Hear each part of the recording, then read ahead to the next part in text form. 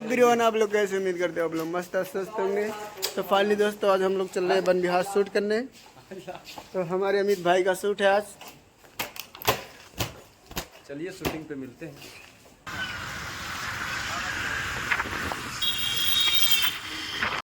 तो hello guys, अभी हम लोग का शूट चालू हो चुका है।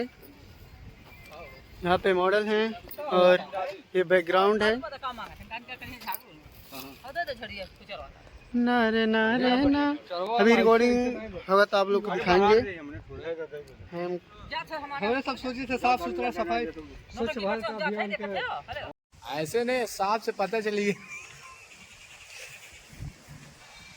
चलिए झाड़ू लगाऊनी निहुर निहुर के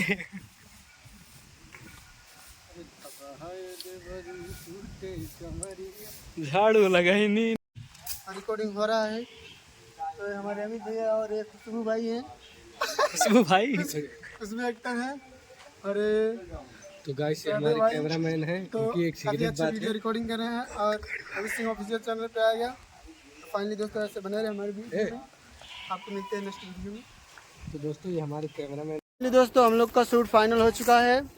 ये आप लोग को देखने को मिलेगा अमित सिंह ऑफिशियल चैनल पे। तो अगले दिन मिलेगा। आप लोग ऐसे ही प्यार आशीर्वाद हम पर बनाए रखें। जितने भी हमारे चैनल पे नए हैं सब्सक्राइब करें और लाइक करें, शेयर कीजिए। तब तक के मिलते हैं अगले नेक्स्ट वीडियो में।